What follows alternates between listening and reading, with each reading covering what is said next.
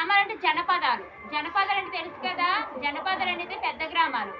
ఆ గ్రామాలకు ఏవని చేరుకున్నారట. ఇంద్రుని అనుగ్రహ విశేషం చేత ప్రాంతాలంట బాగా పంటలై బాగా పండి పుష్కలంగా ఉందంట. అయితే ఇక్కడ తాటక అనే యక్షిని ఈ ప్రాంతాలకు వచ్చి విధ్వంసం సృష్టిస్తుందంట. ఎక్కడ మలద, పరుష అనే ప్రాంతాలకు ఎవరొచ్చారు? తాటక అనే ఒక యక్షిని వచ్చి ఏం చేస్తుందంట?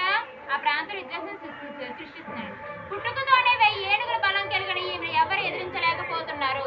ఈవిడికి 1000 ఆఫ్ ఎలిఫెంట్ స్ట్రెంత్ ఉంది. అంటే 1000 ఏనుగుల బలం ఉందన్నమాట. తాటికి అగ్నికి ఆజ్యం తోడేట్లు ఈమెతో పాటు ఈమె కుమారుడు మారీచుడు విరుచుకు పడుతూ ఈ జనపదాలను అతలాకుతలం చేస్తున్నాడంట. మళ్ళీ ఈవిడు తోడు ఇంకెవరున్నాడు? మారీచుడు. ఇంకితను కూడా ఏం చేస్తున్నాడంట? అమ్మతో పాటు ఇతను కూడా ఏం చేస్తున్నాడంట? అల్ల కొల్లాలు సృష్టిస్తున్నాడంట. ఈ జనపదాలను అతలాకుతలం చేస్తున్నాడు. దుష్ట రాలైన తాటికిని వధించాడు రాముడితో అన్నాడు విశ్వామిత్రుడు. అయితే తాటికి లేడీ కదా, ఒక అమ్మాయి అంటే ఒక లేడీ కాబట్టి ఆమెను ఏం చేయమన్నాడు? రాముడిని వెళ్ళి వధించమన్నాడు. కానీ రాముడు ఆలోచిస్తాడు. ఎందుకంటే ఒక అంటే స్త్రీ కదా, తనని అలా చంపకూడదని ఆలోచిస్తాడు అనమాట. అయితే చూడండి, స్త్రీని ఎలా చంపాలని సంశయం వద్దు. అధర్మ పరాయనైన తాటకును చంపితే దోషం రాదు అని కర్తవ్య ఉపదేశించాడు అనమాట. అంటే స్త్రీని చంపడంలో తప్పలేదు, ఇలాంటి పాపాలు అడిగట్టిన వాళ్ళు చంపించినా పర్వాలేదని రాముడికి విశ్వామిత్రుడు ఉపదేశిస్తాడు అనమాట.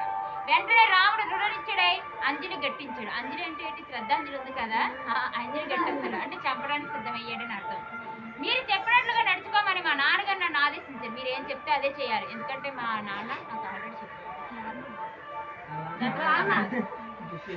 వారు రాజా నాకు శిరోధారి, వాళ్ళు చెప్పిందే నేను తల వంచి చేస్తాను అని పితృవాక్య పరిపాలన శక్తిని చాటాడనమాట.